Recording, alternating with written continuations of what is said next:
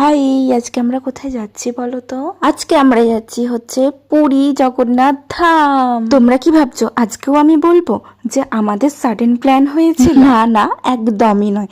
আমাদের প্ল্যান হয়েছিল 3 মাস আগে থেকে, যার টিকিট আমরা 3 মাস আগেই কাটা হয়ে গিয়েছিল। কিন্তু হ্যাঁ, এটুকু আমরা বলতেই পারি যে আমাদের যাওয়ার সময় কিন্তু প্রচুর বাধা বিপত্তি এসেছে টিকিট কাটার পর থেকে। তাই বলে কি আমরা যাওয়া ক্যান্সেল করে দেবো? একদমই না। আর এই যে দেখতে পাচ্ছ আমাদের ট্রেন এসে গেছে, আমরা ট্রেনে উঠে পড়ে আর এই পাগলিটার অবস্থা খালি। আর আমাদের যাওয়ার টিকিট কাটা হয়েছিল শতাব্দী এক্সপ্রেস। ট্রেনে উঠতে না উঠতেই আমাদেরকে ধরিয়ে দিয়ে গেল স্ন্যাক্স, যার মধ্যে ছিল চানাচুরের প্যাকেট, সোনপাপড়ি, কফি, একটা পাস, একটা স্যান্ডউইচ আর একটা সস আর একটা কুচুরি। ও হ্যাঁ, তোমাদের তো বলতেই ভুলে গেছি, আর একটা পুচকি টাইপের লজেন্সও দিয়েছিল। স্ন্যাক্সের খাবারগুলো আমাদের মোটামুটি ভালোই লেগেছে, শুধু চানাচুরের প্যাকেটটা আমাদের ভালো লাগেনি বলি তাই আমরা খাইনি। আর জানো তো আমাদের ট্রেনটা কিন্তু 2:15 ছাড়ার কথা ছিল, আর যেহেতু লেট করে ট্রেনটা ছেড়েছিল সেই জন্য আমাদের পৌঁছাতে রাত্রি 1:30টা বেজে গিয়েছিল। তারপর ট্রেনের মধ্যে আমরা বসে থাকতে প্রচন্ড পরিমাণে বোরিং হয়ে যাচ্ছিলাম, যার কারণে আমরা খুব হাসি মজা করছিলাম। তারপর রাত্রির হতে না হতেই আমাদেরকে ডিনারও দিয়ে চলে গেল।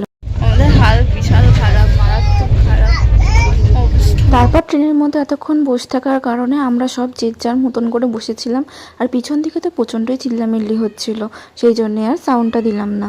আর এই যে দেখতে পাচ্ছ এবার কিন্তু আমরা নেমে পড়বো, আমাদের পুরী স্টেশন চলে এসেছে। তাড়াতাড়ি যাতে পৌঁছতে পারি সেই কারণে আমরা শতাব্দী এক্সপ্রেস করেছিলাম, আর আমাদের হয়তো টিকিট কাটাটাও ভুল হয়ে গেছিলো, যার জন্য এতটা লেট হয়ে গেল পৌঁছাতে। সত্যি কথা বলতে কি, পুরীর টিকিট কাটা মানে খুবই চাপের ব্যাপার, কারণ যখনই টিকিট কাটবে তখনই তোমার টিকিট ওয়েটিং লিস্ট করে দেবে। আমাদের ট্রেন 10:10 পৌঁছানোর কথা ছিল, তার জায়গা থেকে আমাদের ট্রেনটা রাত্রির 1:30টায় পৌঁছে দিয়েছিল, মানে 2.5 ঘন্টা লেটে চলেছে। পুরী আমার এই নিয়ে সেকেন্ডবার যাওয়া হচ্ছে, আগের বছর গিয়েছিলাম আর এই বছর গেলাম।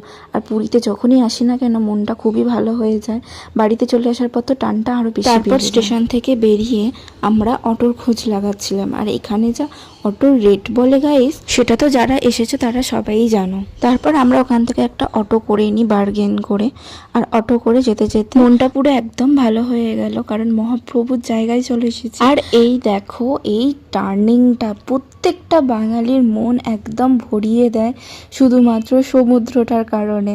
আর এত ভালো লাগে না আমার যে তোমাদেরকে কি বলবো, যতই দেখি আবারও যেতে ইচ্ছা করছে আমি যখন ভিডিওটা এডিট করছি তখনও। আর এই যে দেখতে পাচ্ছ আমরা ফাইনালি একদম হোটেলে ঢুকে পড়েছি, কারণ এতক্ষণ ধরে রাত্রিরেতে হোটেল খুলে রাখার নিয়ম নেই, সেই জন্য আমাদেরকে তড়িঘড়ি হোটেল রুমেতে ঢুকিয়ে দিয়েছিল। আর এই যে রুমটা দেখতে পাচ্ছ, এই রুমটা জাস্ট আমাদেরকে একটা রাত্রি থাকার জন্য দিয়েছিল, নেক্সট ডেতে আমাদেরকে আবার রুম চেঞ্জ করে দিয়েছিল, বলেছিল যে এটা কোনো